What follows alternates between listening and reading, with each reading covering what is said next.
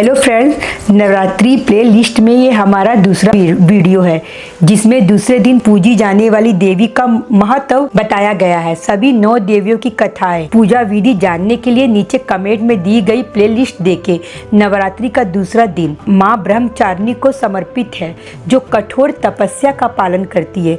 वह ज्ञान, तपस्या, वैराग्य तथा माँ पार्वती की अविवाहित अवस्था का प्रतीक है।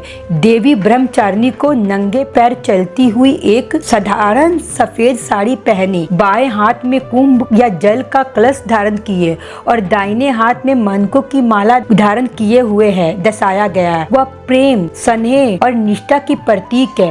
वह अपार ज्ञान एवं बुद्धि से युक्त है। रुद्राक्ष की मालाएं उनके सबसे प्रिय आभूषण है।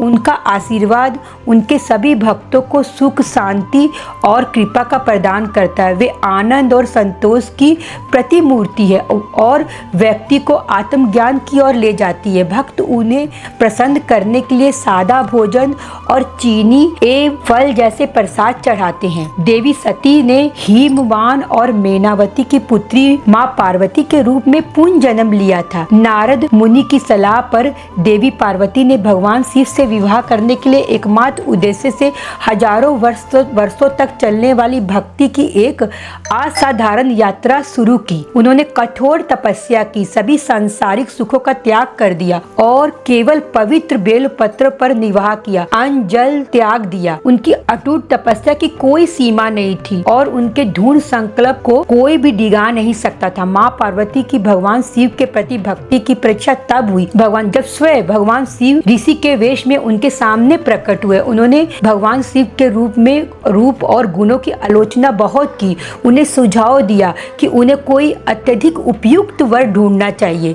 इससे माँ पार्वती अत्यंत क्रोधित हुई और उन्होंने ऋषि को श्राप देने ही वाली थी कि उसी क्षण भगवान शिव ने अपना वास्तविक दिव्य रूप प्रकट किया। इस प्रकटीकरण ने उनकी दिव्य प्रेम कहानी की परिणति को चिन्हित किया। भगवान शिव और माँ पार्वती एक भव्य और दिव्य विवाह समारोह में एक साथ आए जिसका उत्सव आदित्य वैभव के साथ मनाया गया था। इस पवित्र मिलन से पहले माँ पार्वती अपने अविवाहित और तपस्वी रूप में ब्रह्मचारिणी कहलाती थी, जो भगवान शिव के प्रति उनकी अद्वितीय भक्ति और अटूट तपस्या का प्रमाण है। माँ ब्रह्मचारिणी की पूजा करते समय पवित्रता और भक्ति के प्रतीक चटक पीले या शुद्ध श्वेत वस्त्र धारण करे या आभूषण से अलंकृत करने की सलाह दी जाती है। शुद्ध श्वेत रंग की वस्तुएं अर्पित करे और माँ ब्रह्मचारिणी का बीज मंत्र का जाप करते हुए पवित्र वातावरण में लीन हो जाए। घी का दीपक जलाएं और दुर्गा सप्तशती के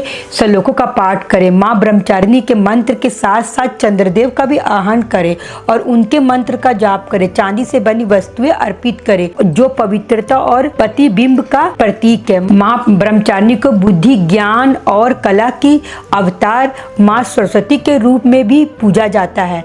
इन सभी अनुष्ठानों को करते समय सदैव दिव्य माँ ब्रह्मचारिणी का ध्यान करें और निस्वार्थ प्रेम और सेवा की प्रार्थना करें। तो फ्रेंड्स, ये था हमारा माँ दुर्गा के दूसरे रूप माँ ब्रह्मचारिणी के रूप का वर्णन है। तो ये वर्णन आप सभी अपने दोस्तों को शेयर करें एंड कमेंट करें कि ये कैसा लगा, माँ दुर्गा का दूसरा रूप का वर्णन मेरा कैसा लगा। तो लाइक करें, कमेंट करें एंड शेयर करें और हमारे सब्सक्राइबर बने। और माँ दुर्गा के तीसरे रूप का वर्णन भी मैं करूंगी अगले वीडियो में। माँ चंद्र घंटा का वर्णन करूंगी, तो उसे भी जरूर देखें।